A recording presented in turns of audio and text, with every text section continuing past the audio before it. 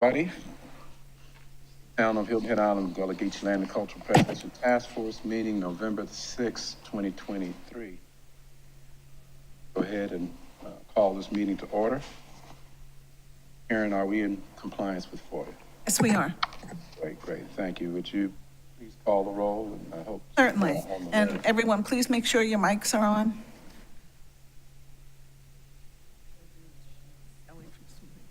Campbell? Here. Hens? Here. Wright? Yeah. Stevens? Here. And I see Mr. Abdul Malik coming in, and Mr. Simmons is excused. Sorry, Mr. Simmons is excused. Yes, he said he would not be able to make the meeting. Okay, great, thank you.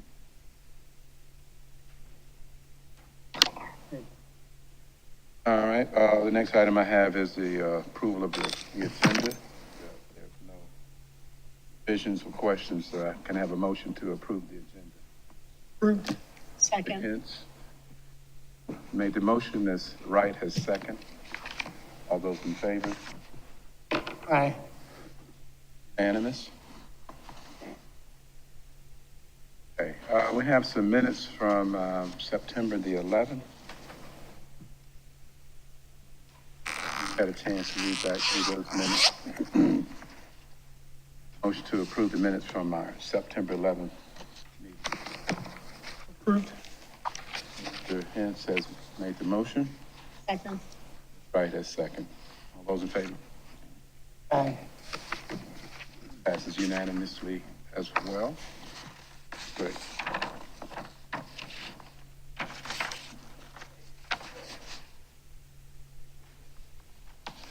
So I'm going to say thank you to the folks who are here in attendance for taking the time out of your day to be with us for this meeting, and always value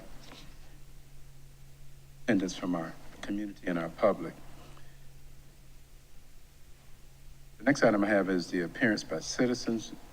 Karen, did we have any come in through? No one signed up, sir, and no comments were received to the portal. Okay, great. I'd like to take the liberty at this time to ask Linda Pickett if she would like to come and address us. Thank you, Mr. Chairman. Linda Pickett from the Heritage Library. Our Heritage Library Heirs Property team is having their last team meeting of the year next Tuesday, the 14th, at 1 o'clock at USCB. And we would like to invite any members of the task force who are able to come and do a little bit of a meet and greet and a visit before we get into our procedural meeting. So if you can, make a note, 1 o'clock, conference room 204, USCB Hilton Head Campus, Tuesday the 14th. Thank you. Great. Well, thank you. We appreciate the work of the Heritage Library, and I hope you'll make a note of that and be in attendance if schedule allows, or if you can adjust your schedules.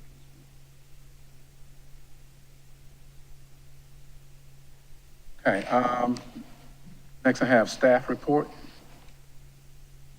General updates.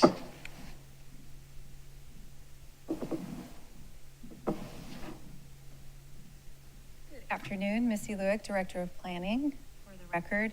I just have one general update on our two large projects that we've been implementing, the district planning project and the LMO overhaul project.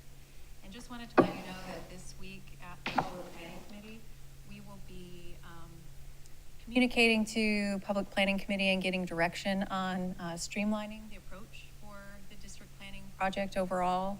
And based on direction on that amended direction, we'll report back to the Gullah Geechee Task Force with where we're headed with that. But you can, the packet was published today for the Public Planning Committee, where it outlines the intended changes to both of those processes, both for the land management ordinance overhaul as well as the district planning project. So. This is a good time to ask about the position. Sure, certainly. We have the Krishana's vacancy, the Principal Planner Historic Neighborhoods position is posted. We have been receiving not a large stream of applicants and candidates for consideration, but it is still posted and active. So if you know anyone who would be interested in doing this work, please do share that job posting with your friends and extended circles, because we would love to get that position filled. And in the meantime, maybe you can give us a little update about the staff we have now that's available to us. Sure. So in community planning, we've had a little bit of turnover of late. Our community planning manager resigned, and one of our other principal planners resigned. So community planning includes Shay Barrientos and Shay Farrar as the two planners in that division. Of course, I'm the director of the division, so I'm supportive. We have recently made offers, and candidates have accepted for a principal planner position and a new community planning manager already. So, but they won't start until December. So we're a little short-staffed at the moment, but we're actively recruiting regularly. And so if anyone wants to do any planning work, we do have vacancies here at the town to do all of this great work. Just to assure us that the work is still continuing. Oh, absolutely. Staff, so, We're having this meeting, the work is continuing, and it's just part of what, you know, even if we don't have a particular person in that spot, the work is continuing, and we've assembled a team of people to make sure that we can continue this work. Question, the people that accepted the position, are they from around here, or are they from somewhere? One is within the greater, you know, Hilton Head, Savannah area, and the other one is in South Carolina, but is relocating. Could I ask a question on the persons that were lost? Were they with town for a good minute, or were they relatively new with the staff? Oh, the ones that The recently ones that resigned? Were they here a long relatively time? new, yes. Relatively new? Relatively new, yes. It's not like a lot of the history of the working of the town is going with them. Correct. Yeah, that's good. Okay. anything else on that topic for Missy? Okay, thank you. Historic Neighborhood Permitting and Design Studio Report.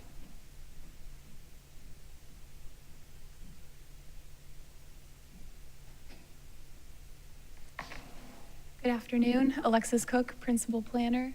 I'm new to this meeting, so hello, nice to meet most of you face to face. I worked with Krishana when she was here on some of the design studio projects, so I'm taking over for right now in her absence until we hire someone in her position. And I wanted to provide an update on our design studio applications and any historical neighborhood permitting from essentially when we started serving residents in October 2021 to October 2023. We have received 66 total design studio requests to date, which is 2 more requests from our previous meeting. The 2 new cases are on Marshland Road behind Beautiful Island Square. That's in the early stages, talking to someone who has recently purchased the property. And then a Jonesville property, also very much in the early stages. We just received survey, and we have a lot of stormwater questions to go over with them. So 2 new cases that we are looking forward to assisting with. And then we still do have 33 active design studio projects. And please, I talked to Missy about this. We want to make ourselves open and available. So if you have any questions on any cases, Lavon, I know I owe you an answer on an active case. If there's any questions, please let us know. We are happy to answer. We have a big database of where we are at with each project. So we have 19 that are technically on hold, whether we're working with the applicant and waiting for information, or 4 of them actually are waiting on town capital improvement projects, which is very unique and interesting, I think, just coordinating that effort. And then we have 14 that are either in progress, active, or under review. Thank you. Questions for? Thank you so much.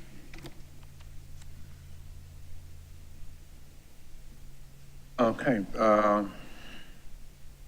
Home Safety and Repair Program update.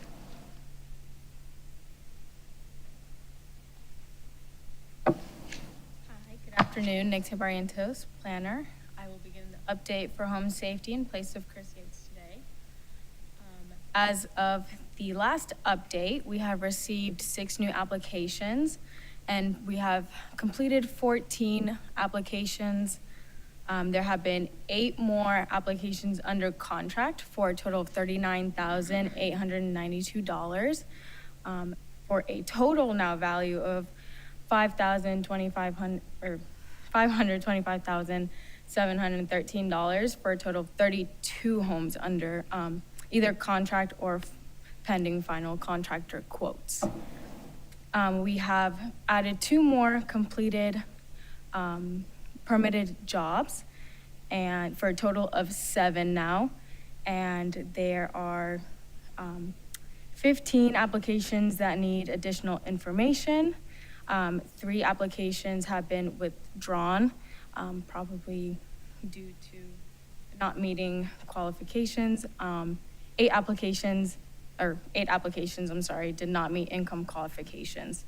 And then with the week of October 27th, we have received 2 new applications. And FH Passion, which is the contractor, has started on 5 permitted jobs. Questions? Yeah, Nick, Tate, just, oh, I'm sorry. Got it. Just like the Historic Neighborhood Permitting and Design Studio report, its summary, it showed how many residents have been served since the program started in October of 2021. Can you, this since inception of the home safety and repair program as well? Yes, this has been since the beginning of the home safety and repair program, which started in July of last year. July of 2022. Thank you. A breakdown on which historical neighborhoods are getting most of the work, most of the work is being done? We do not have a current breakdown. Of course, we have all of the addresses along with each application. We have not really broken it down into sections, which we probably can. I can bring that to Chris if you'd like.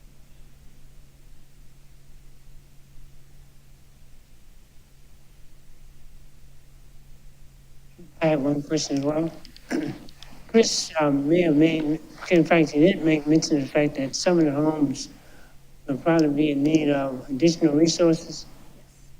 And my understanding was those families that would need those resources have to make a totally new application. Now, are we communicating to those families that have that need that they would have to do that process all over? Yes, so every applicant knows that they are able to reapply for each year. They do max at $15,000 per job, so per application per year. They are more than welcome to reapply if they need additional. And that's a July to July program? Okay. Thank you.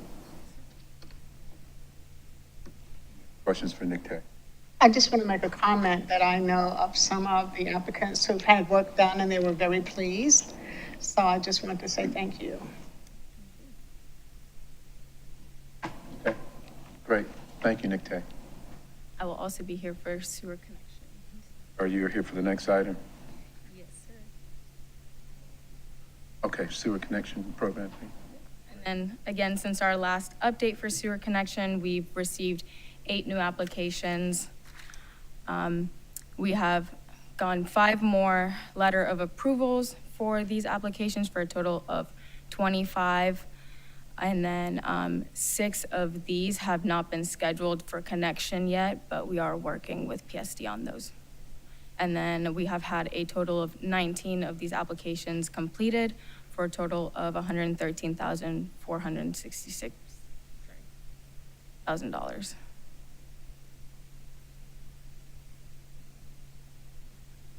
And again, when did this program start? Same as the home safety, so July of 2020. Thank you. So yes, these numbers are also from the beginning. Questions for Nick Tate? For the sewer connection program, again, I'm assuming we're doing all we can to promote this because it's in the best interest of all of us in the community. Of course. Both programs are being promoted as well as they can be. We do have flyers out here in the lobby, as well as Sandy Gillis at the Depot Project also has the applications and flyers for the sewer connection. Plus, Deep Well also has Their program as their well. home safety and repair program as well. The Project Safe, which is sewer connection.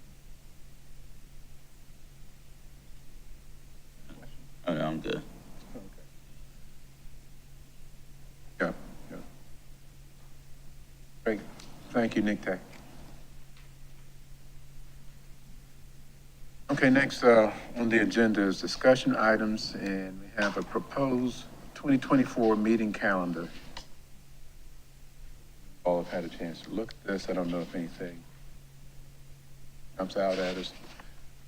We have a quorum here, don't we?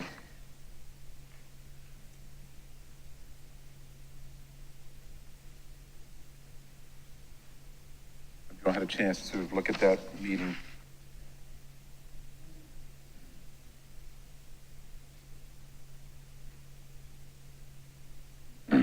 So this is something that we can get approved today?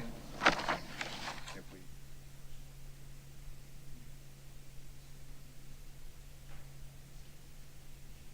Sorry?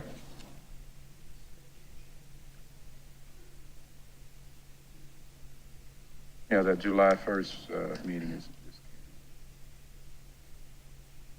there a particular reason why the July 1 meeting was canceled? Was it in 4th of July?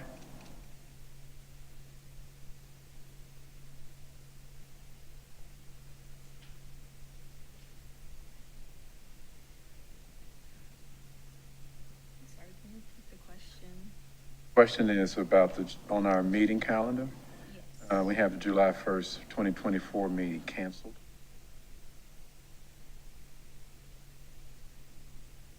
I think that is, I'm not 100% sure on that.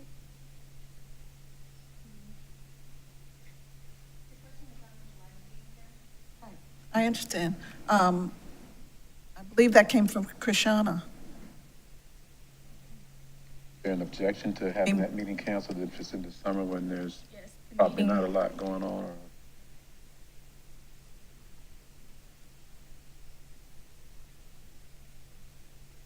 questions about any of the other dates? Okay, well then, that being the case, I'd like to maybe entertain the motion. Move this, meeting calendar.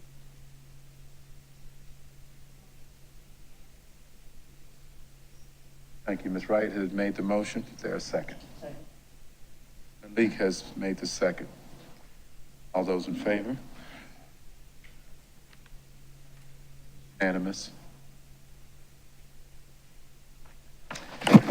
All right, our next item is the family compound, family subdivision process. I think we have a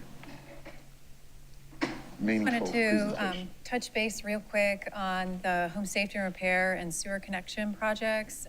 There will be an update on a number of community development activities that's going to be made at the town council meeting tomorrow. And one of those is that both of those programs are reaching their funding limits right now. And so, for example, we only have $400 remaining in the sewer connection program, and then just $74,000 remaining in the home repair. And so we've been able to get a lot of projects contracted and underway, which is a success story that we want to highlight. But we do know that we have more demand than what we're able to fund at this moment. So that's just going to be something that is discussed or brought up in an update. And also, I wanted to let you know that we have also received some really nice thank yous for some of the home repair work that we've done. We have not done a communications and outreach on the particular program and its successes. So it's something that I want to work with our communications team on to see if we can get some of the families to sign the media release forms and allow us to showcase some of this great work and the impact that these programs are having on the community. So I just wanted to let you know that that is something that we're working on, but we need to have those releases in place to be able to showcase this work. So. Great, great. All right, thank you, Missy. Alexis Cook, for the record, going to get this up as a presentation.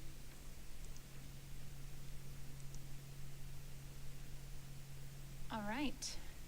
Staff is here to talk to the task force today about the family compound and family subdivision process.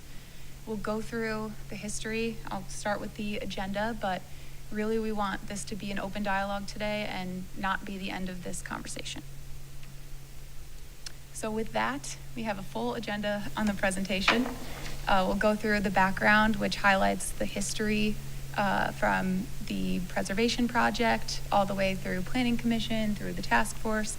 I won't go through everything. I just want to touch on some few points, but a lot of work, as you guys know, went into this component, and this is just one of 34 initiatives that came out of that report. So just wanted to update the task force and get your guys' feedback on this process. We'll go over the 2 application types, how many applications we've gotten to date. Then we'll go into the purpose and intent of both applications and a few case studies of those applications.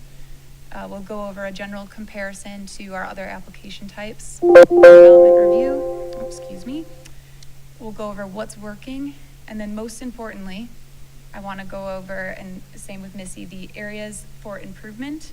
We really want to discuss with the task force as well as with community members, where can we improve this process? What have you heard from the community? What can we do to make this smoother? What can we do to incorporate more of the needs of the community?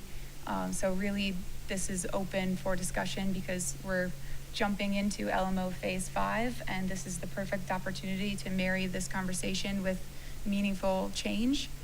And then at the end, this is very high-level draft, but we're considering maybe a new application type. Would also love your guys' thoughts on this, and we'll get into that at the end of this presentation. Awesome. All right, so as promised, there's a lot going on here in the background. This first slide is really from September 2018 through the end of 2019. So this is a very brief summary of 2 years of work. This started with the Gullah Geechee Land and Cultural Preservation Task Force, and I'm sure there was a lot of work even before September 2018. But this report resulted in those 34 recommendations, and family compound and family subdivision needs were just 2 of those 34 project types. And I also think it would be good in the future, we can also touch base on maybe the other parts of the report, the other 32 items. So this work ultimately, near the end of 2019, brought these top priorities, this whole framework of this report to Town Council. And then through November 2019 to around September 2020, staff worked with the task force, they worked with community members, they worked on this historic neighborhood district, which I know evolved into something different. And then the family compound and family subdivision LMO amendments were being created during that time, along with, I know, a lot of other work, so I don't mean to summarize it, but it was quite a few pieces of history here.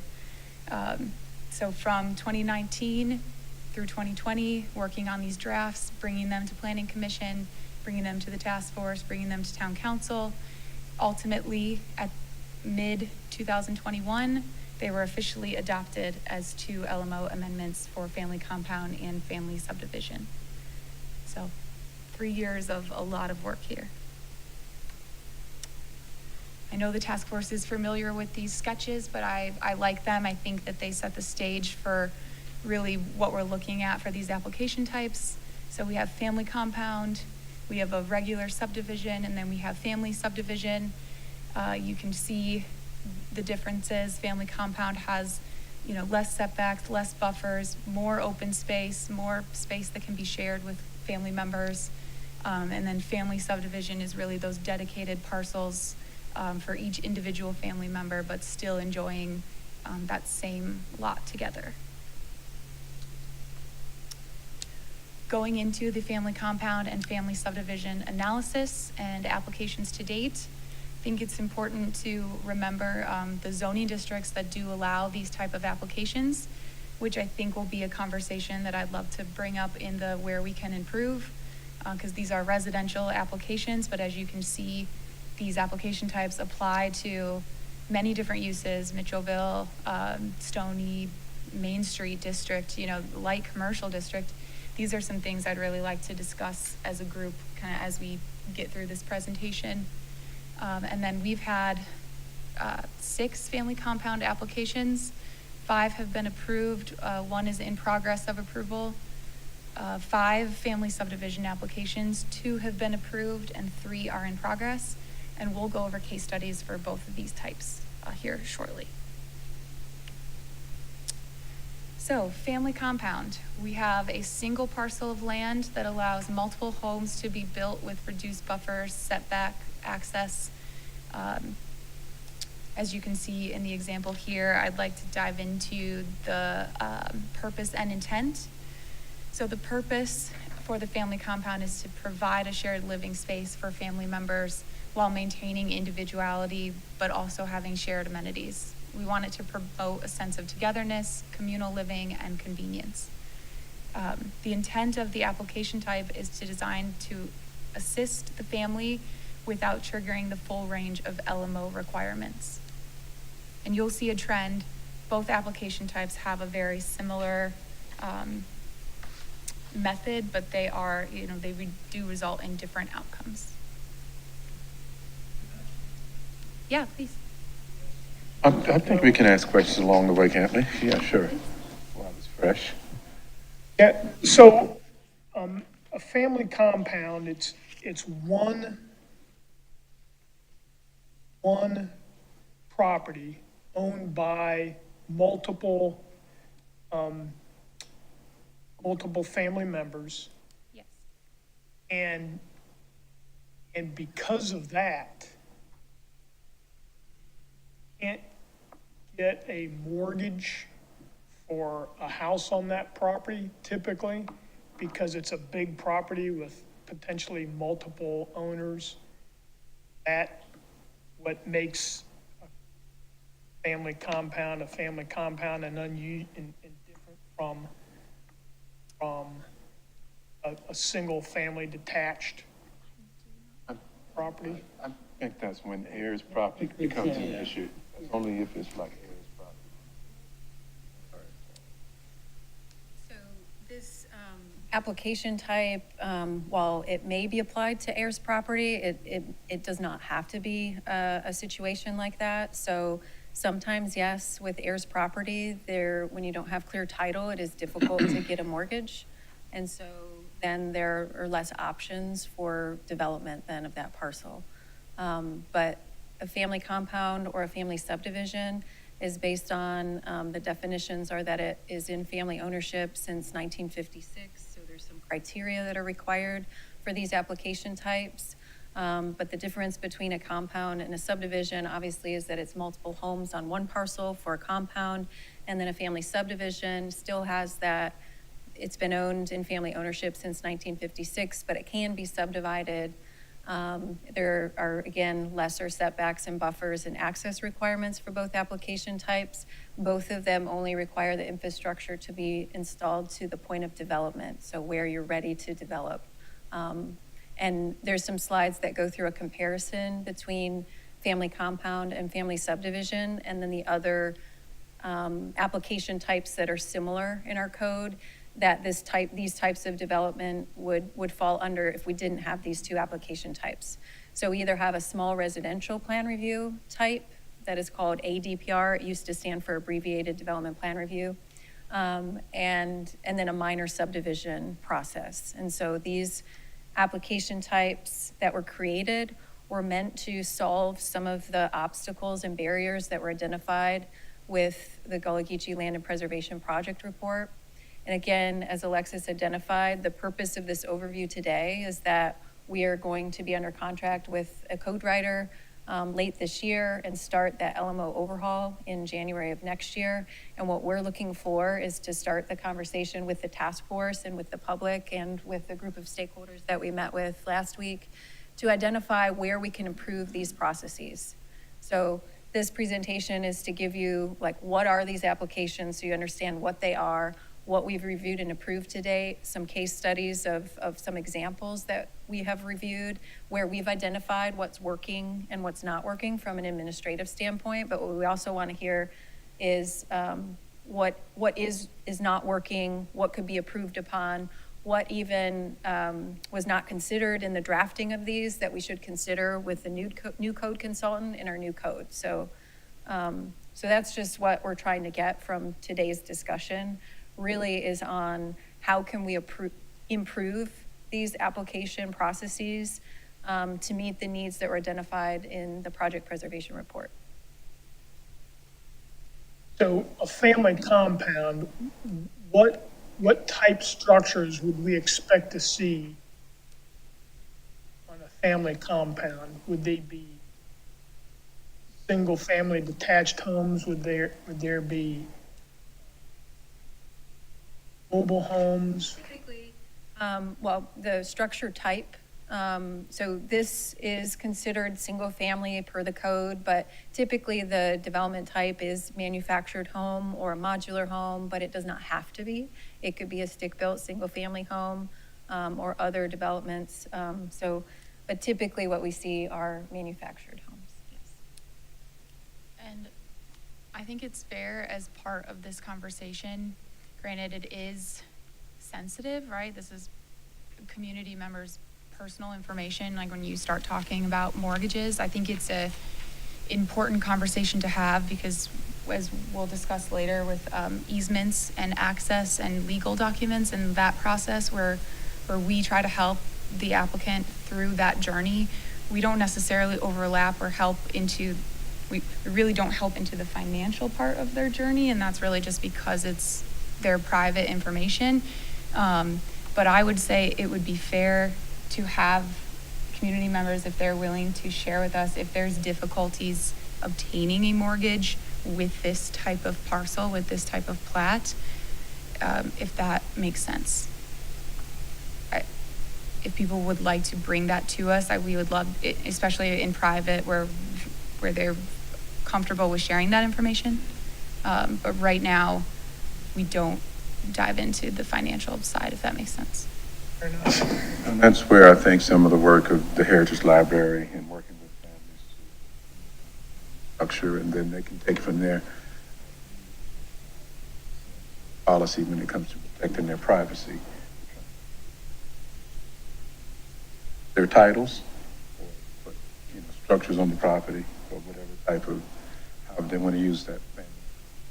The biggest part of this that I see, or at least one part, maybe not the biggest, but it's the second bullet on this. The intent of the application is designed to assist with development without triggering the full range of LMO requirements and fees such as paved roads, and that's the biggest part of what we used to identify as a paper subdivision. Well, we've got something in the code now that allows us to use the property without having to actually put the roads in. Right? Yes. Any other questions? You can continue. Thank you. Okay. With that, we'll jump into a few case studies here. So, as discussed, there are 5 approved family compound applications and 1 in progress. If we had more than 1 that was in progress, I would have 2 case studies here that were ongoing because I want to share really where we are and why we haven't gotten them to approval yet, even though our case managers are actively working with the families on these applications. So the first case study, the status of it is CFC finalized, or certificate of compliance. That pretty much means that you have done everything you need to do and your project is approved and everything should be built and everything was inspected and looks good. This case study and the other case study I thought were interesting They both went to engineering firms to assist with LMO requirements. This is something I want to take into consideration too. As a case manager myself, when we receive design studio applications, we want to minimize that as much as possible. We want to minimize as much upfront cost to the family or to the applicant as we're doing the due diligence on their property or helping with that paper subdivision, quote unquote, application. So for the first case study, 2 phases for the utility construction was based on, there were 5 existing mobile homes on the property that were being transformed into 10 new mobile homes. So the first phase was to build out the access for the 5 new homes, transfer the utilities from the 5 existing to all 510 new homes. And we'll go over and I'll show you the visual of that application, the plat on the next page. The second case study was the placement of 6 new mobile homes. As discussed, an engineering firm was also procured to help with the design, and they are currently under the status called corrections required, which just means that staff has comments for them. And they are waiting on utilities to be relocated through an easement, and that easement is currently in legal review.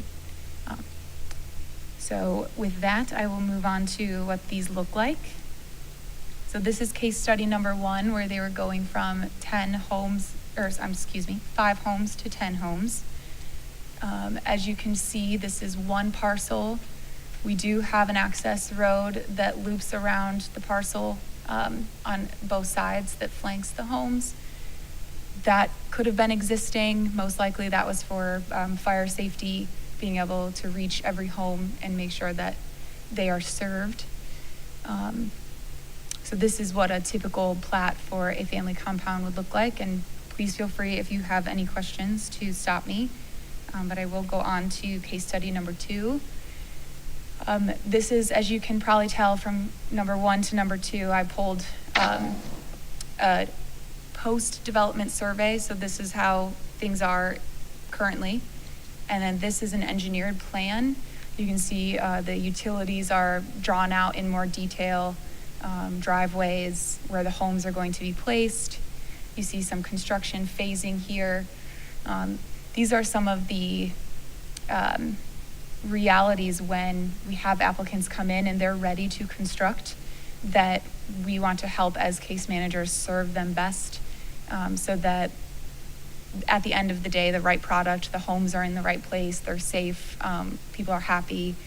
So please feel free to think about this as we go through the family subdivision application.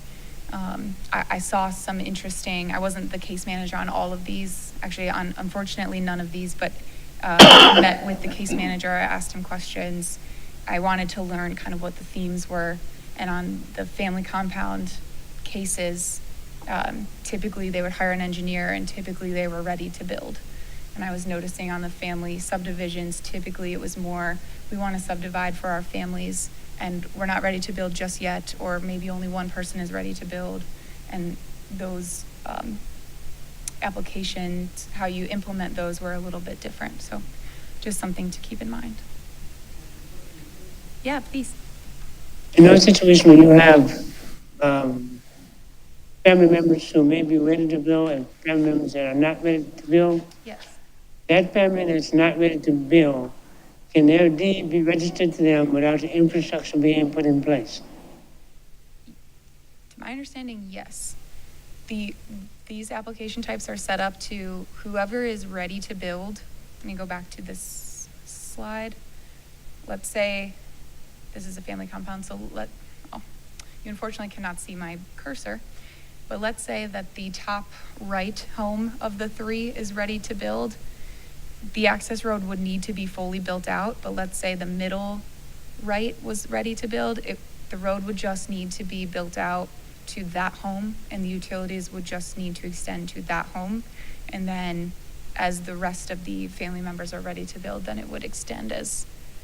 There would be nothing that would impede that homeowner having his property transferred and registered in his name in the county or in the town of Hilton Head without infrastructure being put in place?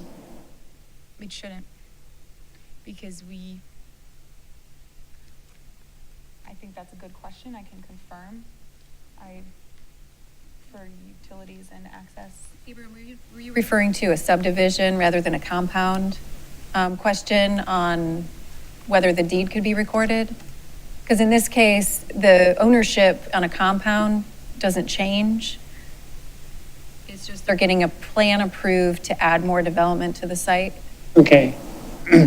Okay, then maybe my reference will be just outside of the compound then, maybe. To the subdivision, Right. right. And so is your question then, would you be able to record a plat instead of doing the development? Now, some of that is if you meet the requirements to get the plat approved, which does require some level of planning, which I think will be an area for improvement that we want to talk about. But let's just say that all of the requirements are met and that we can approve a subdivision plat and no one's ready to do any construction, absolutely that plat could be recorded. And then when it's time to develop, depending on where the first home is going to be built, the infrastructure and the road would be built to the point of development. So in this case, when it's the home in the bottom left corner, then you have to build the road in your driveway up to the point of development, extend the utilities to that particular point. But every other 5 parcels could be deeded to individuals without the infrastructure being in place. Correct, yes. Okay. As long as they meet the plan approval requirements for that family subdivision up front, then yes, we could stamp the plat and then the development can take place at the time that development is being proposed. I do believe that there's room for improvement on that particular process that we will get to. Yes, Mr. Henderson. So a compound is one lot owned by the entire family. A subdivision was one lot owned by an entire family, and now it's being subdivided by ownership, or just to be able to separate the development. Typically, and Missy can correct me if I'm incorrect, but typically what we have seen is either one or multiple heirs of a family will own a parcel, and then they will work with their family. Let's say 8 people have ownership rights to this parcel. Right. Then they will work together, and each person does have to sign off on the rights to subdivide. Perfect. And then those members that have subdivided, they own just their part, and the other parts go to other family members. Yes. And when that happens, then you own deed to that subdivided lot. Yes. Each person would have their own, or family members would have their own lot number, and they would have the deed to that parcel. Can't do that if it's heirs property because, well, you could, I guess, but possibly more of a challenge because you don't have everybody in the same place agreeing to who's going to get what. Yes. So a family subdivision typically wouldn't be from heirs property. We do see them from heirs property, and I definitely recommend anyone to please come in for a design studio, because that's where we can really focus on the property and we can focus on the family. And that's where we have those good conversations of what is the family looking for? We can have the conversations where sometimes the family might not agree on, like all good families, like we don't always agree on what we want. So sometimes they are family heirs properties, and yeah, I highly recommend them coming in for design studio to talk through this, and we go through different options and different layouts, and we try to help bring them to this step of the family subdivision. So Thank you. thank you.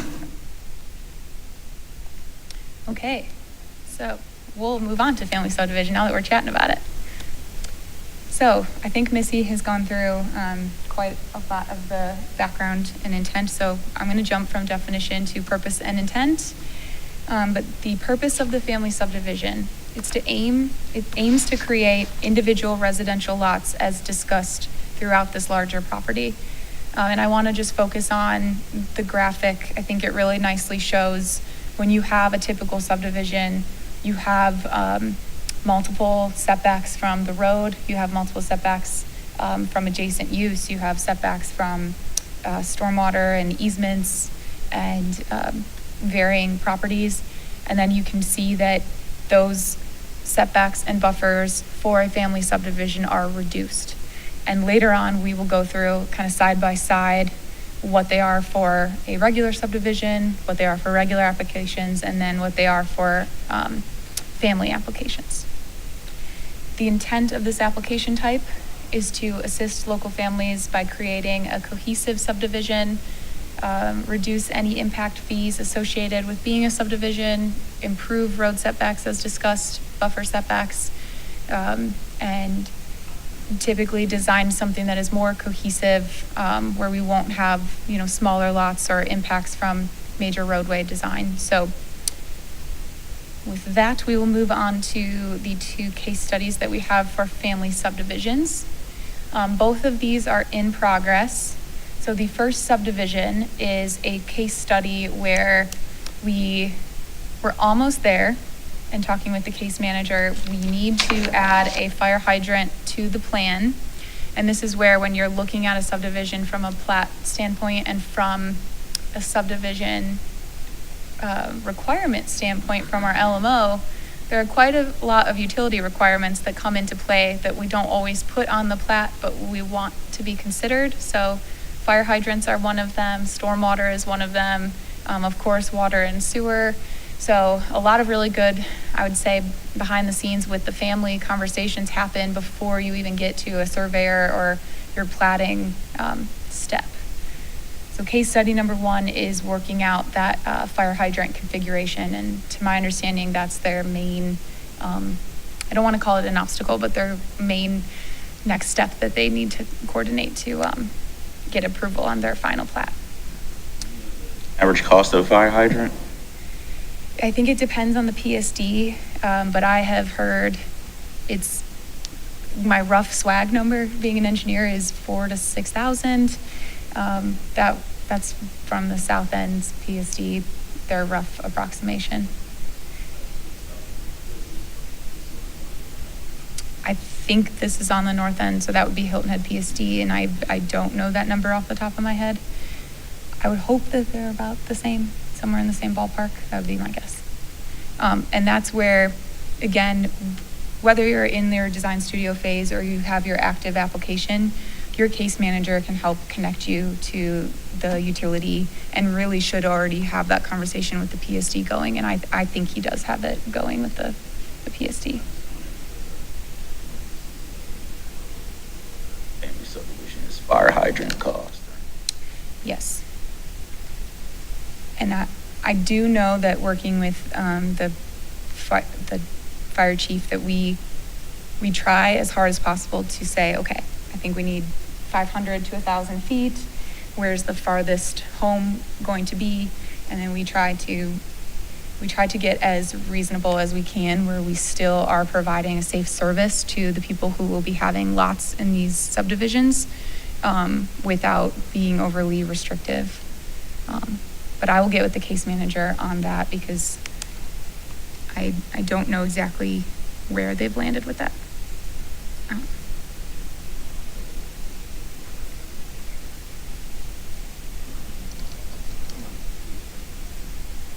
Have some thoughts about Are there any funds to help them pay for a fire hydrant? That is a good question. I do not know the answer to that question. And so the answer that I would give is not really an answer, but we are certainly anticipating what the Community Development Corporation might bring to the table.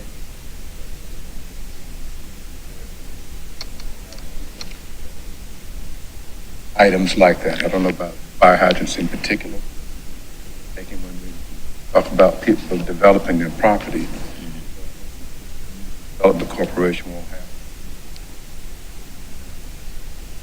grants or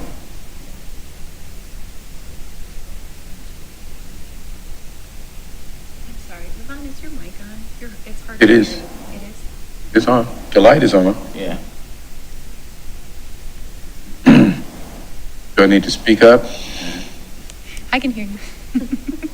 Singer, I've never had that problem. Just move it closer, that's all. Should have been a rapper.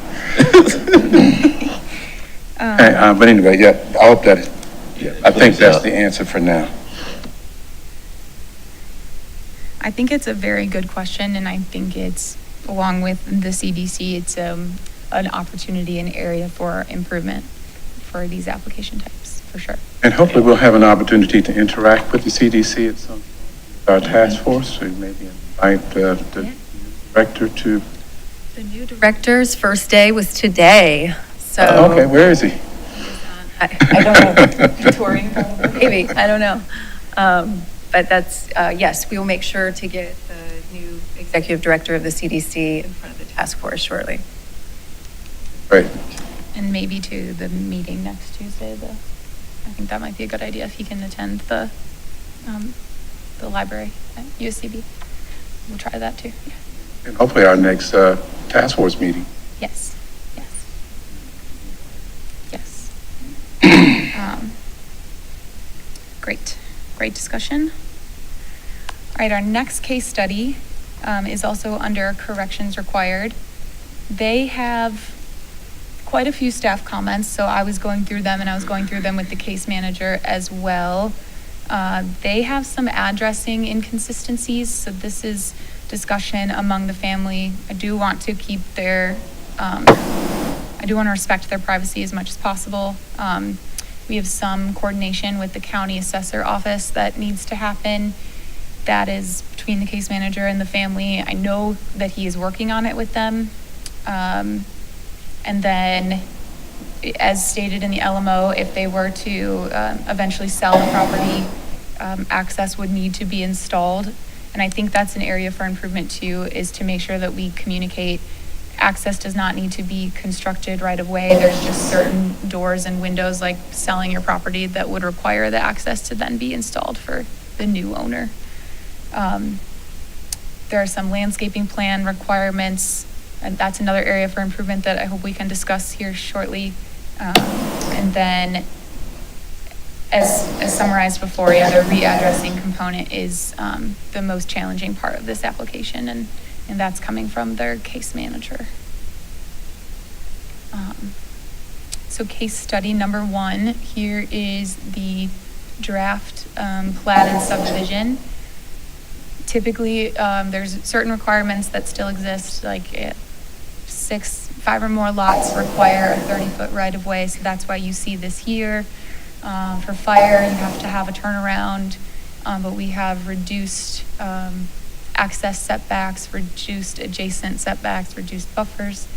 And then I believe, I'm not the case manager, but I believe the family intended for the parcels to be as equivalent as possible, which is standard to what we see. And then case study number 2.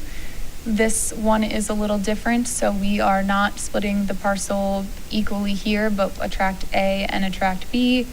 The major changes you see here is to the right is tract B, and then there's 2 accesses here, and this is where, with Beaufort County, we need to make some improvements to the addressing. That's just a paperwork exercise, and I know the case manager is on it for this one, so he's on it for all of them. But so with that, the next 3 slides have a ton of information. This information is essentially what was approved from the council and planning commission in 2021. And I think during this discussion, we can come back to these tables if we need to, because there are definitely some things that we need to improve on. I'm not going to go over everything. Oh, can you see my mouse now? Minimum planting requirements. This is a big area for improvement. When we're implementing these applications, we want to make sure that we're giving good feedback to applicants. And as you see in the previous section of the LMO, they were very, very specific by buffer type and by option. And we can definitely minimize those, but what does that actually look like, so we're fair and consistent across all applications? So this is the table for family compound, and then the next two slides are for family subdivision. Each one goes over access, setbacks, buffers from current LMO to the proposed changes that were approved in July of 2021. So again, I think we can come back to these as comments come up. I think the important thing, sorry to jump in. No, please. The important thing to note is that, and especially since the cursor's showing now, Yes. is that this is what, before the family compound and subdivision were adopted, the current LMO requirements for both setbacks and buffers and access, and how what was adopted is lesser requirements for those setbacks, for those buffers, and for the minimum planting requirements. So what was adopted did implement, as was stated on these charts, that yes, now both for the compounds and for on the family subdivisions, the access, setbacks, buffers are reduced for both application types. And so how they compare with the other requirements is what these charts were meant to explain. And so these are charts that we look at when we're going through Design Studio with families, and we're trying to understand the pros and cons of utilizing either the abbreviated development plan review process versus a family compound, or what are the advantages of the minor subdivision process versus the family subdivision process. So we map out regularly, okay, if you were going to go through a minor subdivision, these would be your setbacks and access requirements. If you're going to do a family subdivision, it could look like this. And so we regularly do that exercise just to show the differences and make sure the families understand the differences between those application requirements and some of the strings that come along with those, which I think are what we're going to talk about in some of the other slides. So you have to qualify for the family subdivision, and I forget what those qualifications are. I have these three, yep. Same family, 56, located in a historic neighborhood. And it gives you more density. You can put more houses on the property, perhaps because of the smaller setbacks, et cetera. But you have to qualify. Then when you get those properties subdivided, sell them to anybody and no more than qualifications because you've already subdivided it? So, correct me if I'm wrong, but once you have your platted subdivision and you want to come in and develop, let's say, your single-family home, you'd still have to come in for a development review for an application before you construct.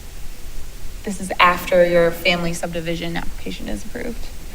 And then, so if you were to sell the property and not be of the same family, or legally adopted, or, owned since 56, those setbacks and buffers would no longer apply. Right, so the way it was drafted, which is going to be an administrative difficulty, I'll say, is that if you were to sell your property, then the reduced setback buffers and access are rescinded, and you need to replat it at the regular subdivision requirements.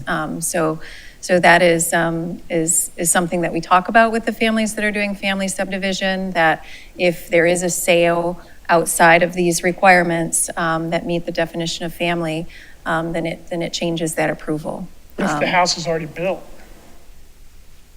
Well, we haven't experienced that yet, but we will map that out. But certainly, it may be that the other non-developed lots would get adjusted with the setbacks and buffers and access that are required. But that is certainly something that I think when we discussed with a group of stakeholders is an area that we need to look at. From an implementation standpoint, it would be extremely difficult to administer. So we would like to have a discussion with that further with the stakeholder group and with our new code consultants to map out how that process could unfold. But that is the language that was adopted, okay? So that is currently in the code, that if the property were to be sold to someone that doesn't meet these requirements, then it undoes that family subdivision and has Yeah, to be. so that sounds like more of a question for the code writer, right? Yes, absolutely. Yep. And I wanted to also, you'd mentioned that these application types allow more density. Now, it doesn't allow any more density. It does allow, with the reduced setbacks and buffers, more land area, that you have your developable area, but it is not a change in the densities that are allowed. Bigger but not more. But then the discussion comes in somewhere, so I think under the Yes. district planning is. Correct. So while the developable area, the area that you have for development is larger, it does not mean that there can be more homes than what the density allows. Okay. I have a question.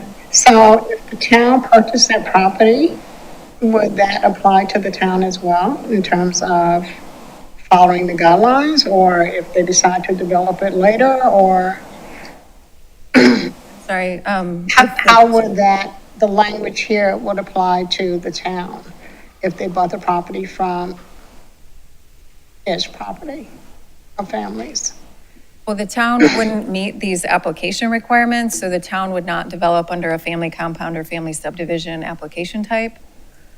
They So would the- not. No, the town would not. The town would develop under whatever use the property would be per the requirements of whatever was being developed. So multifamily, single family. Mhm. Yes. And just one last comment. If an application were to come in today where there was, let's say, a newer home that was built under these family compound, family subdivision, and then that lot was sold to someone who does not meet these requirements, it would be on a case-by-case basis, but I believe it would be handled as an existing nonconformity. If they were to redo the home, they would have to be under the new subdivision platted rights. But if the home were to stay, then it would be an existing nonconformity until it was replaced. So they would be grandfathered in. Until their home is replaced. We wouldn't make anyone take a home down.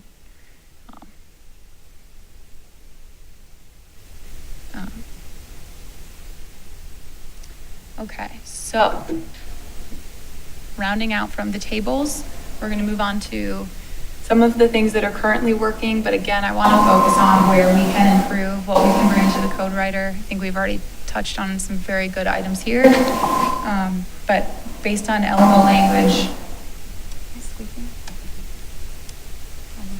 Is this better?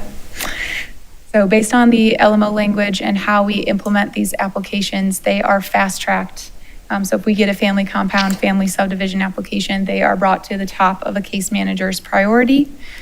Our historic neighborhoods are delineated, which makes the application process even easier when we have applications come in to make sure that they are funneled under the correct process. Improvements and reductions to impact fees, and then design improvements to overall layouts, I would say subdivision and family compound from our design studio process. And we are planning on to continue improve that process as well. Okay, so here are some of the items. This is not everything, but from a staff level, case manager review perspective, these are some of the areas for improvement, and please feel free to chime in. I want to add to this list. But coordination with local PSDs, we touched on some of the fire hydrant issues. This also speaks to sewer and water connection. We really need to bring them in on the discussion as a plan reviewer. We don't do that enough, and we're working to improve that process for all of our plan review types. So that depends on construction sequencing and phasing and when the family is planning to construct. Stormwater and site design considerations. So we talked about some of them, the turnarounds, we haven't touched much on stormwater, but some of these sites have natural stormwater features. So working with families at that early on phase to make sure that we either talk about the future plan for how stormwater will be managed on the site, or we have a stormwater easement to handle that. This is a newer one that I think will be a big conversation too, is commercial and multifamily developments. Were not envisioned for this application type at the time of its inception. It just wasn't the conversation, but I think going into phase 5, this will be something that we all should really talk about and discuss, especially those zoning.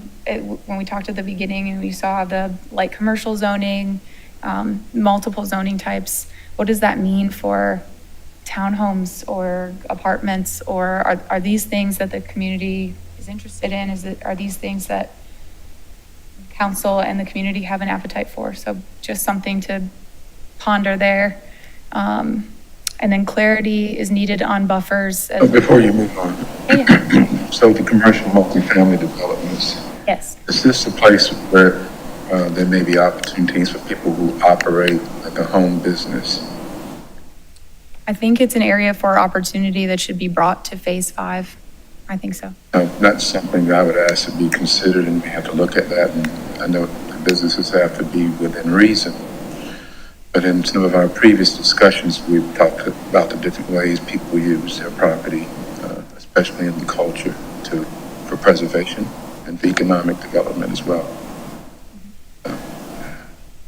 This was also added because the zoning districts, there are a lot of mixed use districts that allow family subdivision, and we wanted to make sure that we have application requirements that meet the needs if the use is going to be commercial and not single family, and that you're able to process a subdivision for whatever the underlying zoning uses are for that particular area where that parcel is located. So again, right now, what was part of the conversation through the review and public process was that this was a family subdivision for single family. However, as you can see, the application types are allowed in those mixed use districts where commercial uses and activities are allowed within those zoning districts. Yeah, and I think it's important to touch on that families were known for, their certain economic types, and I think keeping that culture with where we're going with these application types is important. So this is not the end by any means of this conversation. So, yeah. Thank you. Access issues, just to touch on kind of not the last areas for improvement, but another one is, this is typically a timing thing. We have a street name process, an addressing process. This is just an internal working with an applicant. I know as a case manager for some of these that we tried to minimize any conflicts, whether that be a new access on a state or county road, because those encroachment permits can be time consuming and unnecessary. If a family already has an access road, we try to utilize existing as much as possible. And then something I didn't note on here that I think is important to discuss too, that we spoke about lightly, is legal coordination for access easements, stormwater easements. I think having this be either on the application type or the application form, that could be an area for improvement, is just making sure that we've worked with Beaufort County, the assessor's office, that everything is buttoned up for easements and access and all that. So with that, I'd love to open it up for more discussion. I have notes on here for businesses, for reselling, how to administer that, the administration of that from the code, coordination with the CDC, assistance for costly items, whether it's utilities or access, or engineering services. There's a lot to discuss here. Okay, questions, please.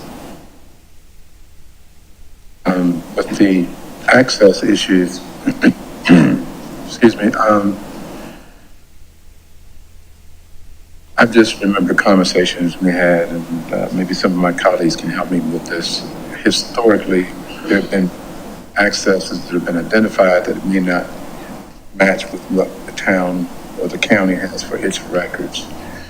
From what you just said, you would maybe try to work with the best place to put those access points in, or you have to advise us on exactly where it needs to be. So I think that the access is an important issue, especially when it comes, if it causes any, problems with a delay in the application process. Yeah, and I think that speaks to also how these applications are administered. I hope that every family or applicant is open to meeting, having an initial just fact-finding meeting or discussion, because I think identifying, I don't want to call them risks, but we'll just say like things that could impact your timeline on development. I think it's important to discuss those as soon as possible and then try to marry them up with what the family's hoping to do. I have a question that may not be directly related to this, but, it is directly related, it's related. In the rewrite, the LMO, let's say that it's a situation where a family that has a certain density now, right, would qualify for a different density under the new rewrite. Would they be locked into the family compound or the family subdivision at a current density level?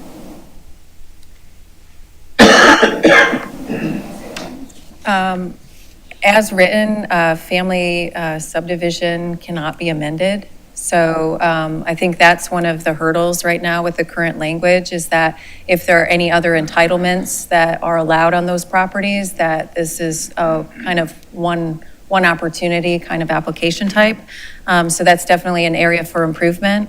It's one of the pieces of feedback that we've heard since these application types have been approved and on the books, is that if there is this conversation about a possible overlay or about what kind of densities might be calibrated through the district planning process, why would we subdivide now at the current densities when we should wait for this other entitlements if that's what occurs with the community conversation? So we understand that that is an area for improvement as well, that we should look at, because with most subdivision application types, it is something that you could amend over time if the situation changes. So,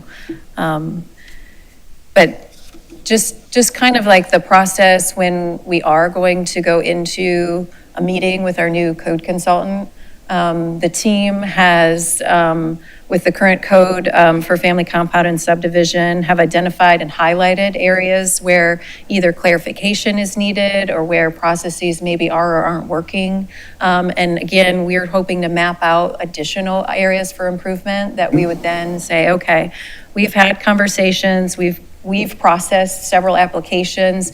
Gosh, these ones sit on hold because of reasons A, B, and C, or some don't even make application to begin with because the barriers are even outside of making an application. And so we want to provide as much input up front so that, number one, we can make these application types better, and number two, we can streamline them as much as possible and give the code writing consultant as much information to help us make these processes better and more usable for their intended purpose. So that is our commitment to the process, and I just want to make sure that, there would be no like removal of these application types, but just betterment of these application types in the rewrite.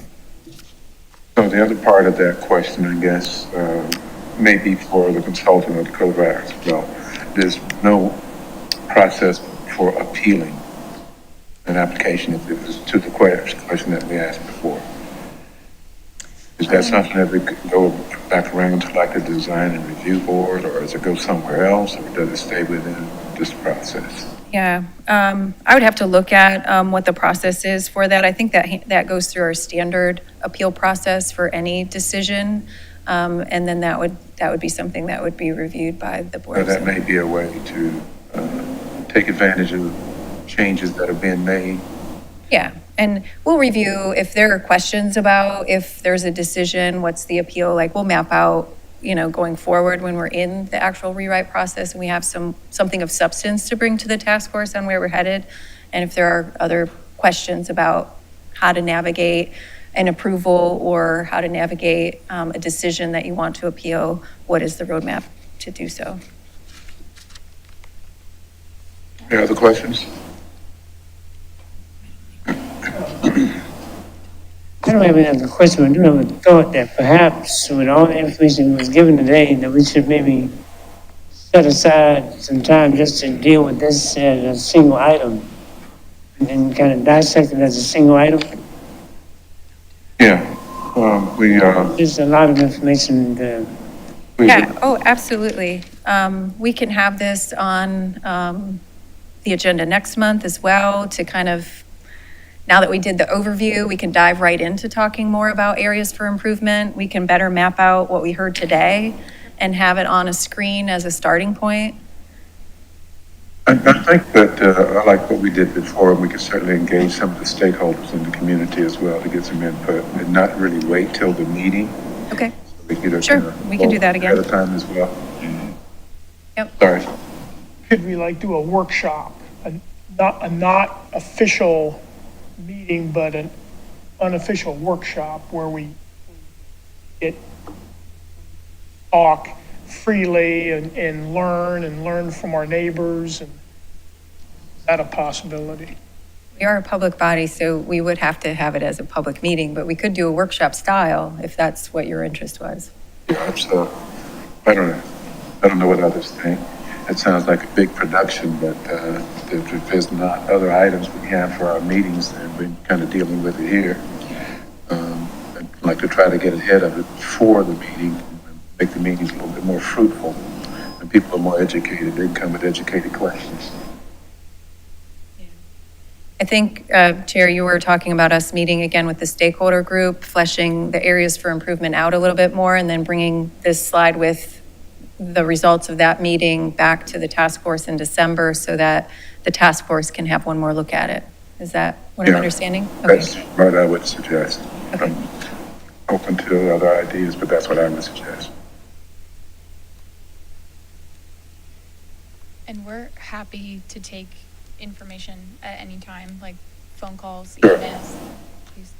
Just to reiterate my point, we don't have to wait till the meeting to ask questions. I think I have one more question. There was a point in time where the emphasis on the trees wasn't as highlighted as it is now. And am I correct about that? It is lesser buffer requirements, so the planting requirements are less than like a regular abbreviated development plan review or minor subdivision. What is stated here is that while it was approved with minimum planting requirements was the verbiage as it was approved, it didn't correlate with a buffer type in our buffer table in the code. And so that's more of an administrative component, is that if you've got a reduced buffer of only 5 feet, well, what can really be planted within 5 feet? If it's still the same type A or type B buffer planting schedule, it probably isn't going to fit or remain healthy. And so what we were suggesting on that clarity needed was that it likely needs a new amended buffer type that would apply to these applications that is a much more reduced planting plan requirement.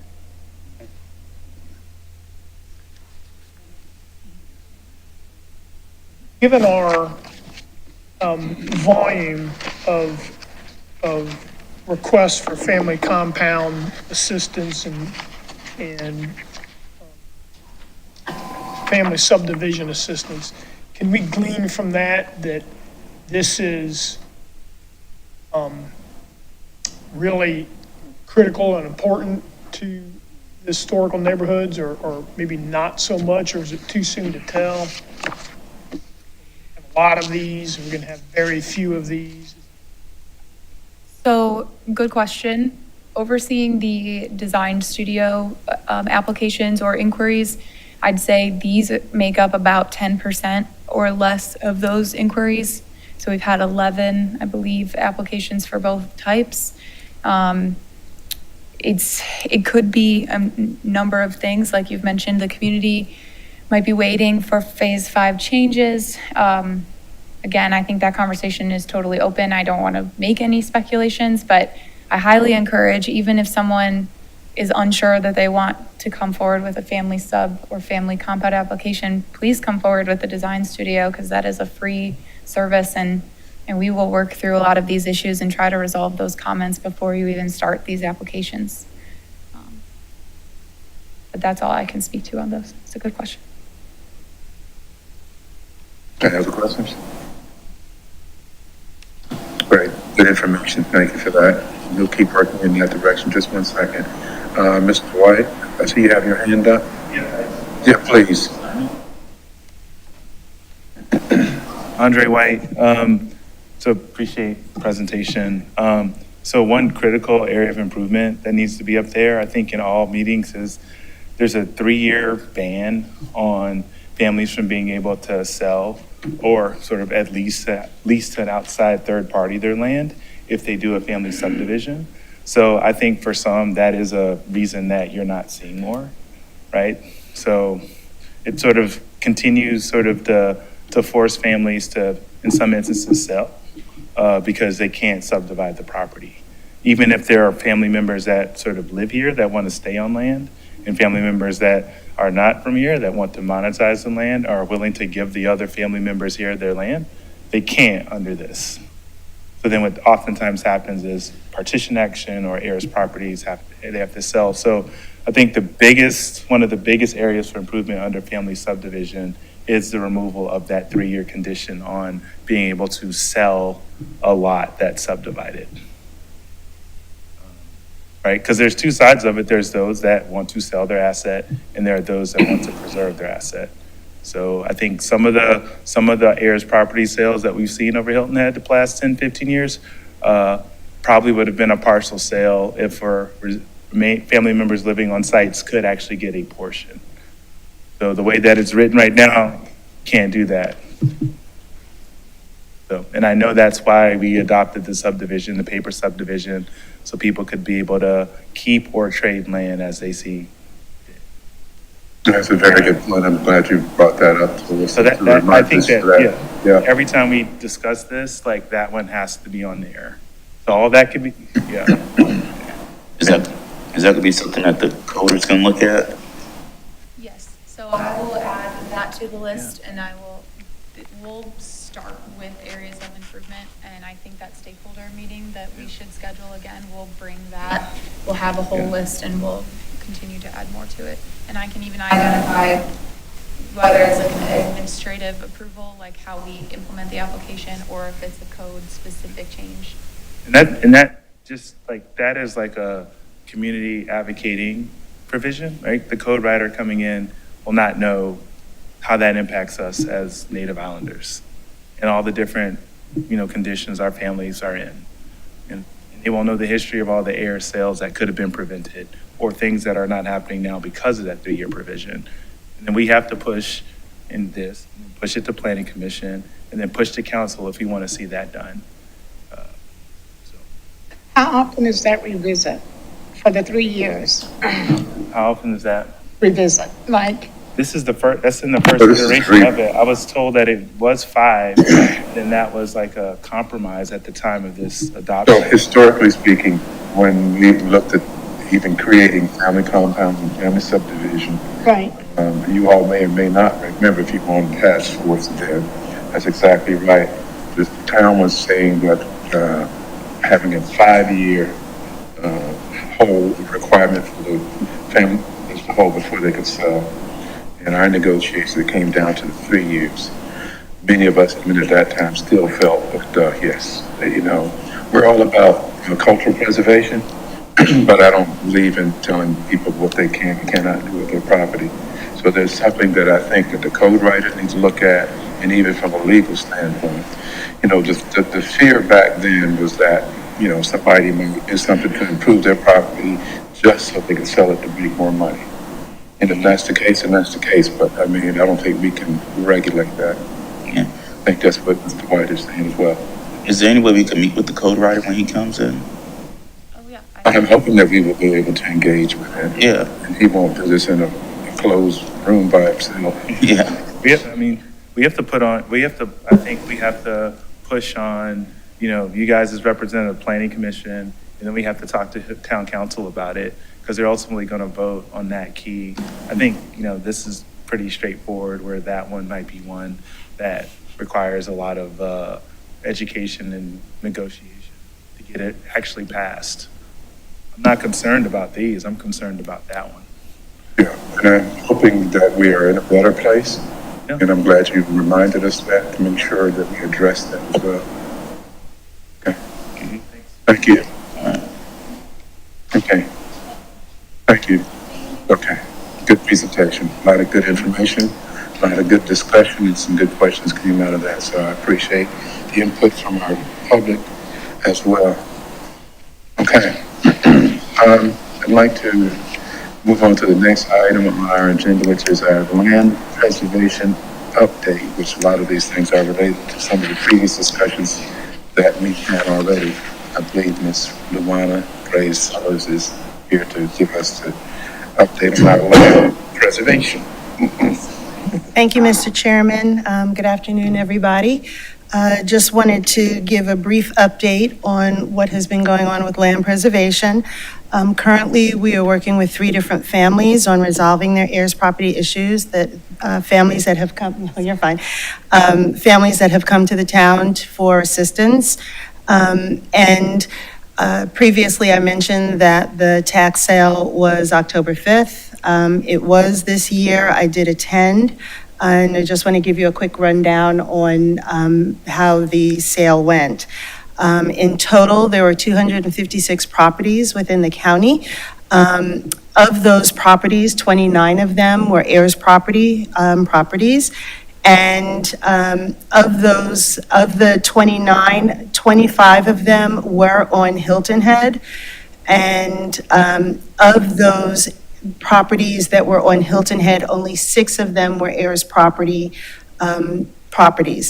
And as I mentioned to you before, this is not an exact science. The issue that I also mentioned regarding the FOIA issue with the county really was a significant hindrance and headache, just to be frank about it. And so the list that I was receiving, let's say in July, were not the same kind of list that I received in August and September. So that is something that I'm actively working with the county on fixing, so that there is some consistency moving forward, because for lack of a better way of saying it, became a jumbled mess. So, the list that were coming from the FOIA department. But still working on that. But anyway, of the 6 properties that were on Hilton Head, one of them did go to the sale. That was not redeemed. We are actively working on redeeming the property, so that one will be protected. It's something that we're working with the family on. The minimum bid for that property was $2,300. It did sell for $30,000. So in addition to that $2,300, we now have the interest, and of course, it goes up 12% by the next year. Other than that, the foundation was able to save 18 properties. In total, there was about more than 25 acres that we were able to protect in the county. We spent $38,000 in total in the county. And of that, 9,700 of it was specifically spent on Hilton Head. And basically, that's it. I mean, I'm not going to get into all of the county numbers and information. Prior to the sale, I was given the opportunity to speak to the bidders, which is tradition. It's a gentleman's agreement that the request goes out to whoever's in the room to buy a purchase, that properties are not bid against. In the past, that really has gone in one ear and out the other, and people bid on it in general. This year, I don't know if it was me, I don't know if it was what I said, I don't know if I guilted people into it, but of the properties that did go up for sale, there were 18 of them that families who were there, who announced the fact that they were heirs property, families that they were able to pay cost at whatever their tax amount was. So that was a tremendous win because, like I said, in the past, that had never really happened in the past few years. So really grateful that some land was able to be sold, protected and not sold and lost as a result of that. And a lot of families were able to hold on to what they had. But the biggest takeaway for this year is the fact that the lists need to be cleaned up. And that is something that I'm actively working on between now and next sale. Any questions? Okay, questions? Thanks, Luana. So those families that paid cost on October 5th, the tax sale, why didn't they come in on October 4th and not have to go through the drama? There are a lot of reasons, some of which, and I believe I explained this before, but when it comes to heirs property, because there are multiple heirs that are eligible to have a percentage of ownership, the tax bill, let's say you're living on the land, the tax bill can be going to Johnny, and so you have no idea, and it goes up for sale. So if it's not something that you're actively monitoring and/or go on the tax website or see it in the newspaper and all of the due diligence that the county does, you're going to miss it. And sometimes there might be some warring faction, between the family, and someone is deliberately not sharing. And I can't tell you how many stories I heard this year from families who are experiencing just that. It's a cousin, they don't want to share, and/or they deliberately let it go to the tax sale, and the person who cares and would have paid it had no idea what was going on. And even with the property that did go up on Hilton Head for the sale, our board did significant due diligence to try and inform the family and make sure that they were aware of the fact that the property was on the list and checking to see if they were going to pay it. Sometimes, best efforts, if someone's going to ignore us, they're going to ignore us. In the end, like I said, we are going to step in and redeem the property so that it doesn't go, but doesn't matter how good your efforts are. If someone wants it to go to the sale, they're going to make it go. Luana, may I ask you two questions? For the property that was sold for the $30,000, Yes. is the family responsible for coming up with the $30,000 or just paying the amount of the delinquent tax plus the interest? The original bid for that property is $2,300. So they have to replace, and the $2,300 covers the tax amount that went to the sale. So that is the base amount. Then from every quarter through next October, there's 3% added. So if the property, 3% of that $30,000. So every quarter it goes up. So the goal is to try and redeem the property at the lowest amount of taxes so that it doesn't get to the 12% that would be at the end of the year. But yes, it is always that base amount and then whatever is the additional interest that goes on top of it. Okay, and the second question is, the families that are in these situations this year, are there any kind of economic programs that they're engaged with so that they can prevent that from happening again next year? In the case that is the issue, part of our vetting process is asking those questions. Why are you here? What happened? Why were you not able to pay the taxes? Is it a financial issue? Is it an heirs property issue? Is it a lack of information issue? Do you not understand the process? Whatever the case may be. So we always ask those questions up front. If it is a question of, let's say, budgeting, then we do make the connection with some financial advisors so that they can help set up a program so that person is no longer struggling to pay off the taxes. Maybe they need to get into the program that you can pay it, over time versus having to wait it to the end of the year to, pay a lump sum. Whatever the case is, we try and help with that. But more than likely, it's because there is an issue, especially if it's an heirs property, there is an issue with who's paying the taxes and why the taxes have not been paid. So, there are probably 1,000 different scenarios for every single property that comes up. So you also, your organization also, in your vetting process, we ask the applicants to participate in an educational program, right? Not only participate in those programs, but also come to the workshops. I know I've talked about the different kinds of workshops that we do, and/or ask about the questions that they might have with the process directly with, say, Maria Walls or Ebony Sanders or the Center for Heirs Property, so that they are getting the proper information that they need, so that they are able to not have the same situation next year. So the property that was sold, is it that they have a year and a day to redeem that property? Yes. We Second- don't want to wait to the year, but yes, Right, they have right, a year but and a they do day. have a year Yes. and a day to redeem it.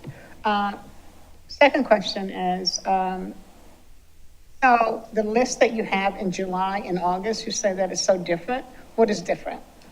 Well, what was done as far back as Sharice's days was that there were specific classifications to Gullah properties in the county, specifically on Hilton Head, so that we had an idea of who it was. And of course, the task force at one point kind of scrubbed all of the lists and went through the surnames and everything. So that is the information in the lists that I was getting directly from a contact within, or my contact within the county office, and she was funneling me everything based on all of those criteria. When the FOIA came in, they just started sending lists.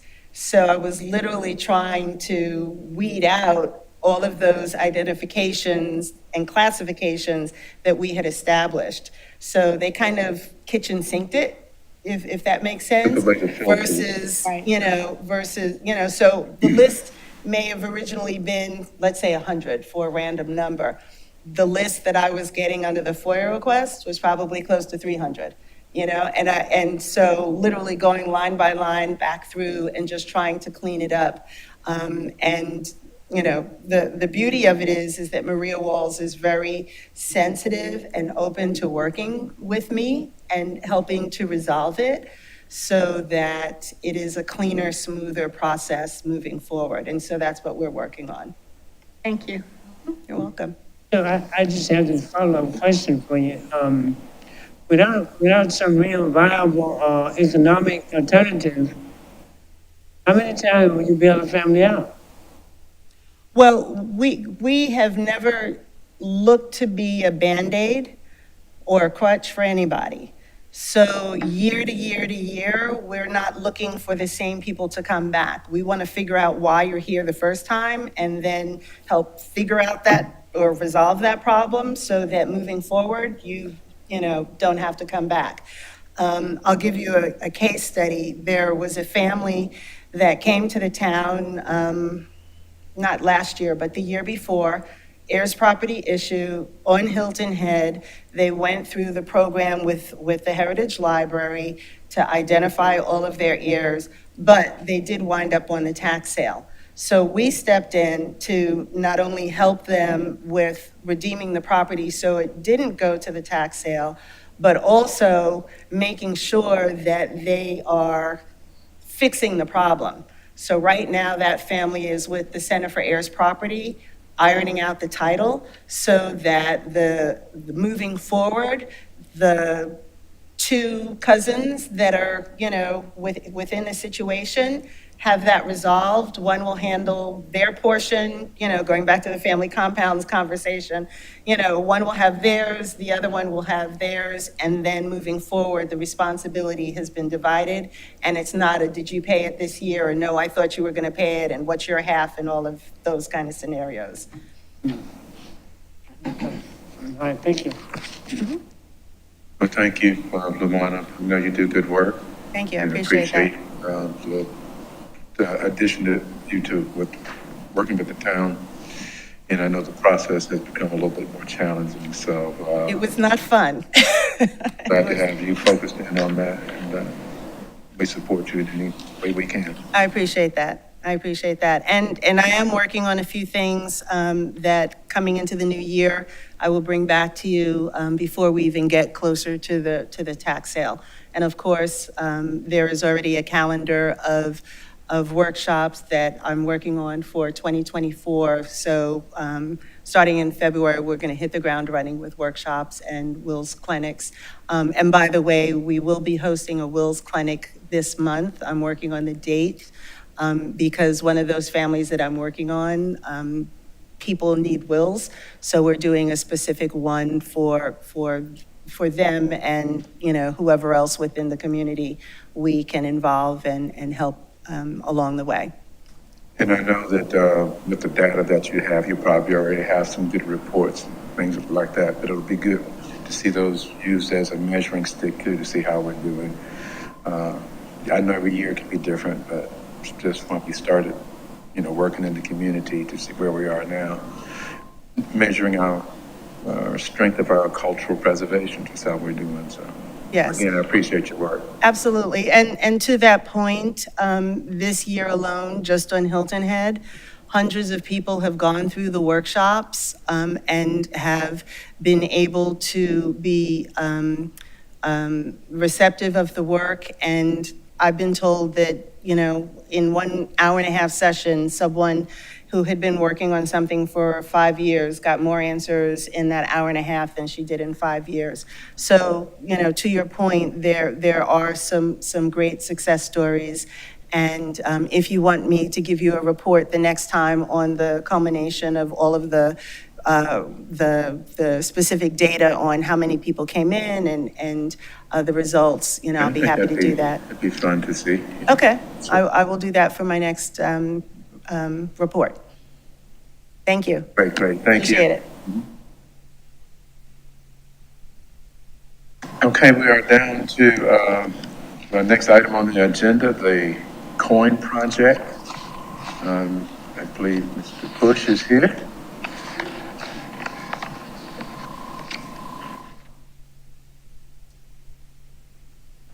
First off, I want to say thank you for inviting me today. Yeah. Longtime resident of Hilton Head. I grew up in Bluffton. I've been on the island for 26 years. Just got to say, make a comment that's sitting in the back. This is very educational. It's much needed. It's not about it being long overdue, but it's just something that it's time to do that. It's time for change. And these are the things that I'm glad you guys are working on, which also helps me in what I do as well. So the COIN project is short for Changing Our Image Now. So I started out, I've been a long time football coach, baseball coach at Hilton Head High School. And over those years, just mentoring young people, just individually on my own, just saw a need. And over 3 years ago, we became a 501c3 nonprofit. So, I interrupted, just for the record, I know who you are. Okay. You go ahead and give us your name and. Well, I always got to do that. I'm not sure. To assume. I was going to let you go through the whole bio. No, I'm not going to do that. But what I have with me today is, I'll just go over just a couple of things. But I have a brochure if anyone wants to pick it up and kind of learn a little bit about us and what we do. But and your name? LJ Bush. Okay, thank you. Yes, Thank LJ you, Bush. sir. It's short for Leon Bush Jr. Very, very pleased and blessed to be named after Ms. my Laura father. Bush is legendary in the area. Yep. And your sister Latrice and all of them, so, yeah. Yeah. I'm in the shadow of all those people, so I just kind of, You're talking about building, filling shoes. Well, that's why I wanted to make sure you had your name for the record. Okay, yeah. Yes, sir. Well, what we've been doing over the last few years is just teaching our young men life skills. We meet at Hilton Head High School once a week for about an hour. We'll bring in speakers. Most of the speakers are me just going through some of the things that I know about, just doing the day-to-day, being engaging with our young students, basically letting them be fully aware and fully a part of the meetings. I think it's important for us to ask our young people what it is that their needs are and what they're dealing with, and then kind of go through that. I can go a long time about talking about what I think they need, and I could be wasting my time because it's not what they need. I'm very proud to say that just through speaking about the heirs property and just that kind of stuff, we have 3 kids right now that we just found jobs for locally that are local Gullah names that have been here for a long time, and I think that's important too. A part of what we're talking about today is preserving and saving property, but I think first we gotta work. That's the big thing in our country right now. So I've been moving forward to that with our young people, talking about work, talking about opportunities, been meeting with a number of different people. I think it's important for us to make sure 100% of our graduating kids, seniors that are at Hilton Head High School and other high schools in Beaufort County, that we know where their landing spots are going to be when they graduate. We're not going to really change the minds of kids that want to go in the military. We're not going to change the minds of the kids that want to go to college, but we want to know about those kids who don't really have a plan, right? And when we find that out, we want to link them with businesses or other opportunities, or just find out what they want, because I believe that's what we should do. And I think kids are more apt to be successful if they know exactly what they want to do. So with that, just being here at the town is a great thing, because I've been working with the town. So I have Alfred Young, who came through our program a few years ago. He went off to Coastal Carolina, found out that college wasn't really what he wanted, so he came back to the island.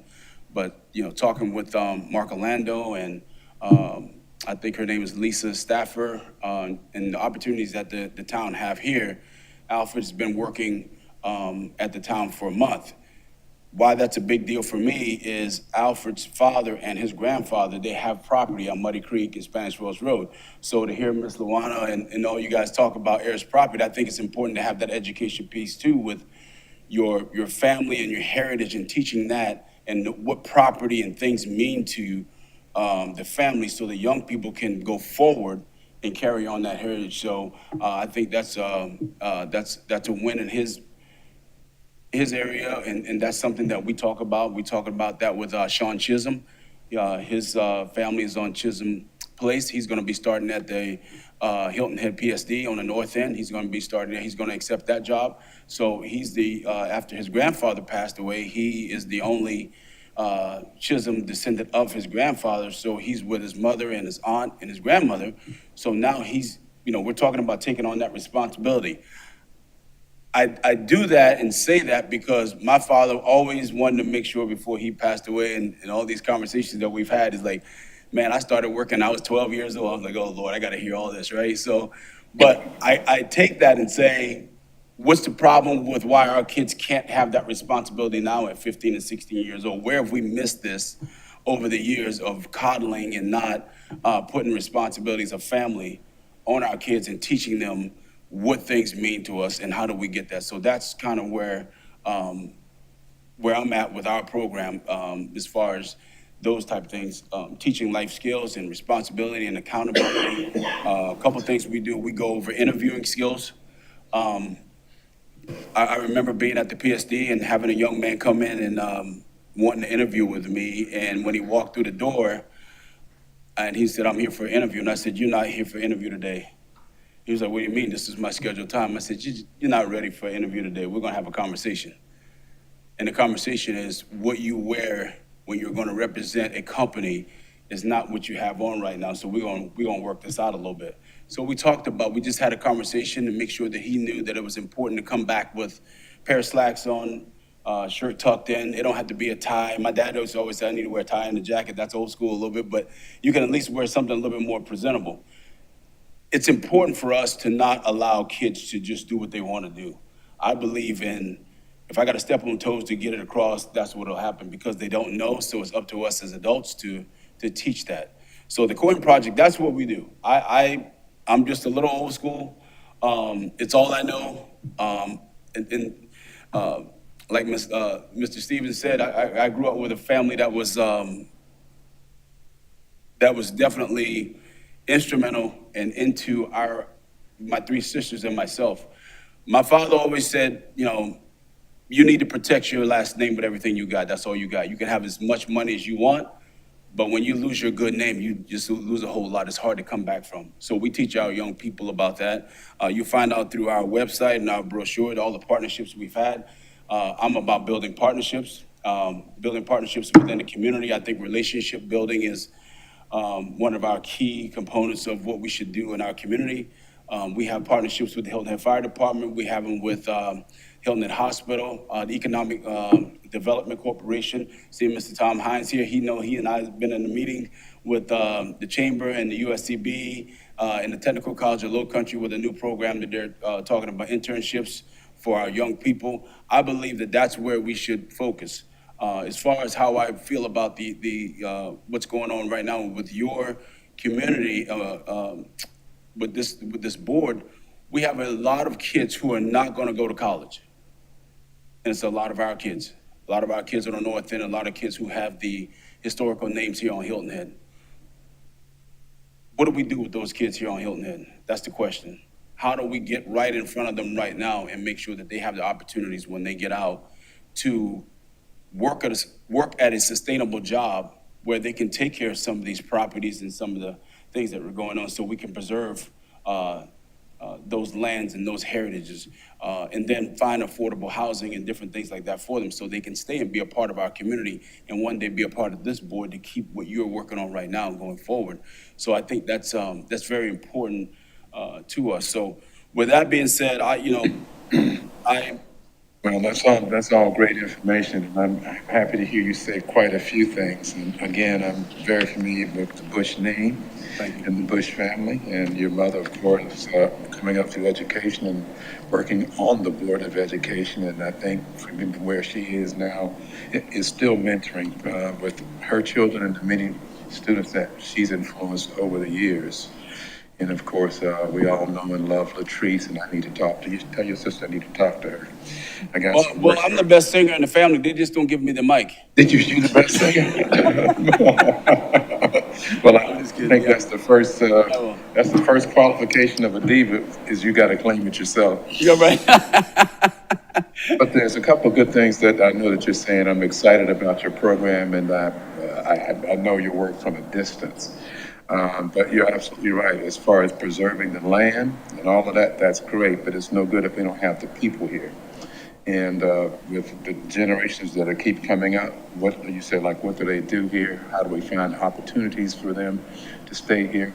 But probably the best thing that I think that you said, that if, they grow up and we nurture them, then they're able to come and take our place on some of these committees. Yes, sir. So you've hurry up and find me a replacement. Okay?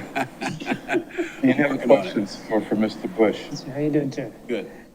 One quick question. Do you do any financial education with your children?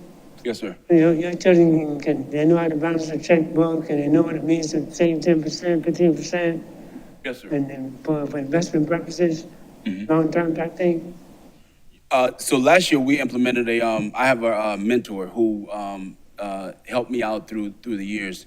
He's a member of our church, and his background is in finances. So what we did last year was basically one meeting. We just talked with our young people about financial literacy, financial management, and investing. And I kind of walked in and just asked every kid, I said, do you want to be a millionaire one day? And they all raised their hand, and just asking them how they felt like they were going to be able to do that. A lot of different places where they came from for that, as far as how they were going to get that done. But we started talking with them about compounding interest, about going to work and saving your money and investing. And so we had just this one meeting where, we put up there, when you're 18 years old, saving just $200 a month, $2,400 a year. This is what you'll have even if you stay in it for like 8 years, and how it just compounds over this time. Same thing. So we have talked about that. So now this year we're on the second. Tomorrow will be our third week in a row where we're just taking it. We're breaking it all the way down. So we're just taking them through this financial literacy and financial management process. And we've had the banks come in as well. To your point about writing checks and balancing the checkbook, because those things are missing now. We're relying on a lot of automated things to do all that Yes, sir. for us, Yes, but we need to know. And, So, yes, and sir. the thing that I noticed, even with my own children, I mean, we did the best we could, but even my children peers, they were not exposed to any kind of financial education anywhere in the process, unless you go to school for business at the college level. Right. But you don't, I didn't get it in grade school or high school. My parents didn't get it, so whatever I got, I learned on my own.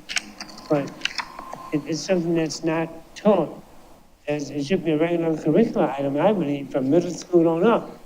So that by the time we get to the point where we're graduating, we're more than just consumers. Mm-hmm. We're more than just consumers, or we're more than just, let me just go find, a way to, get some money and have a good time. Right. But we're thinking differently, Yeah. Well, Beaufort County School Systems just implemented the program Yes. where you have to take a course in financial literacy and financial Fantastic. management before It's you good. graduate. That's I good. think that's like the best thing that could ever happen, because to your point, it didn't happen for me, and I think a lot of what we're talking about today is a reason for why things are the way they are, because we learn bad credit, we learn good credit from having bad credit. So and we just, we think that that's what we're supposed to do, is just make money and just spend it. So breaking it down to young people, the way we do is, like I tell them, I love LeBron James and I love Michael Jordan too, but I don't have to buy their tennis shoes at $250. I can wait till they go on sale at 30 or 40. So yes, we talk a lot about financial management, because I happen to own a business, and we opened it up with a lot of the kids that in our organization through being cashiers. So I was able to have them with me this summer. They were able to see, one, they were working. I had to make sure they were coming on time. Two, they could see the money that they were making and the tips that they were making, but then I could have the conversation with them. Okay, we talked about this. So what are we doing about this money that you're making? Are we saving it? And, not knowing if you're getting through to kids or whatever, having young people come up and wanting to show you their savings account and their bank account, I go, owning the thing ain't helping me at all. I need to go work for some of these tips, because your bank account look a little bit better than mine. But it's just that mindset, right? It's a mental thing, just being conscious and then teaching them what it is you need to know. And I'll stop by saying this. I don't tell any kids what to do without hand-holding.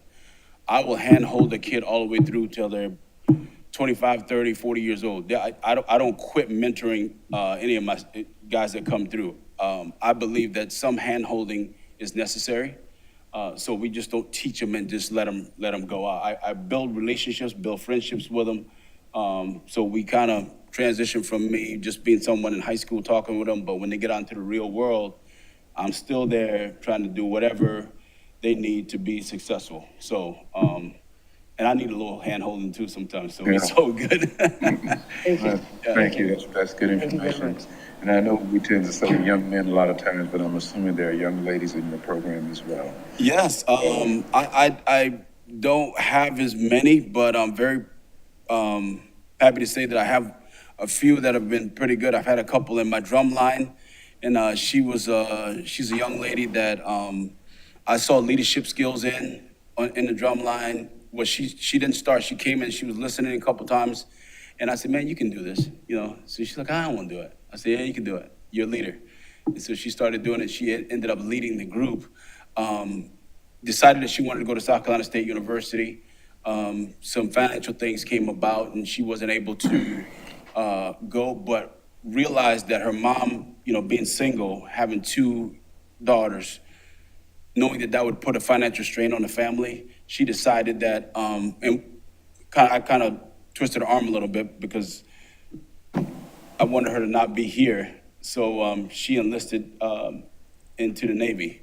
So right now she's at basic training in Chicago. She's probably about 2 weeks away from graduating. But what's so awesome about that is seeing leadership skills in someone and helping them find that. Since she's been there, she's been a team leader.